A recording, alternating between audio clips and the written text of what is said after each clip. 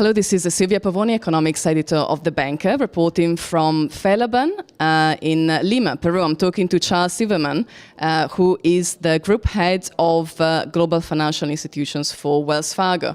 Charles, this is the first official day of Felaban. We're just chatting about the progress that your bank has made, moving from a correspondent banking only, predominantly institution, moving towards a financial institutions servicing business. And what are what is the relevance of Felaban to this move, and also what are the topics that the subjects that you're talking with the bankers here?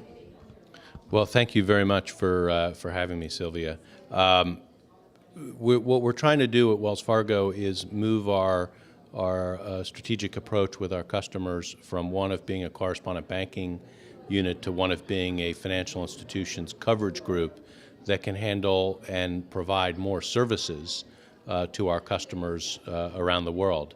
Now, specific to Felaban, which is a terrific event such that you can see so many of your customers in one spot, and that consists of international heads, CFOs, CEOs, treasurers, product specialists in the trade finance and payments arena, and then more and more you're seeing other markets-based expertise that come to Felaban, and I think that drives into our point in terms of our strategy of covering our customers differently. And what that means is that in correspondent banking, which is primarily a payments and trade oriented business with a little bit of short-term trade funding, is into a full-service coverage business where we can provide a much broader array of capabilities to our customers. And in this respect, what trends have you picked up from the market? We had a brief chat earlier, and we're talking about funding issues. So what are the key trends that you're picking up looking at this space?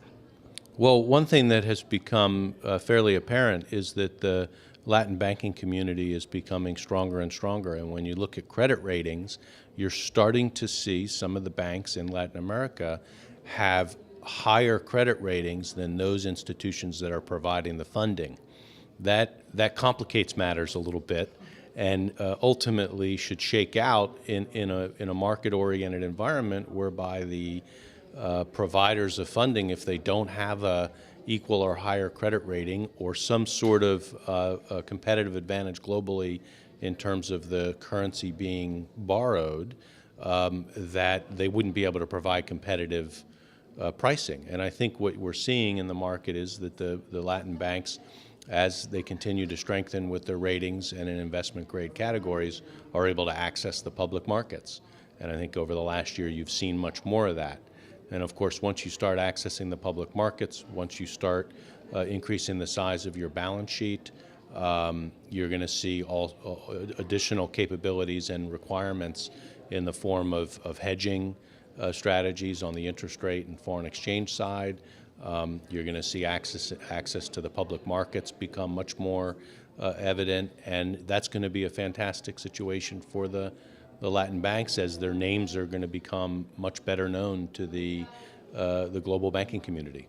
So this means lots of interesting opportunities for investors, but obviously also it may change competition between banks working in this space, in the fixed space. But we also chatted about the current shape of Latin America's banks and bankers, and you shared a few interesting views on what you think the abilities and the current shape is. So would you like to share them again with this? Sure. I think for the most part the Latin banking community is extremely strong, and most specifically, I think that the Latin bankers, especially the ones I meet here at Felaban, are some of the best bankers in the world. As bankers outside of Latin America, perhaps in Europe or in the U.S., have become so-called more sophisticated or had focused on more complex products in a wholesale sense and an institutional sense, I think the Latin American banking community has stuck to its knitting and used their experience with past crises to really get their banks in very, very good shape and much more understandable to banks perhaps in other markets around the world. So that, I think, augurs very, very well for the community. So that's a great way of ending this first podcast. So Latin America is offering a great space for bankers, both from the region, but also for international bankers wanting to work with them. So thank you very much for your comments. Thank you very much.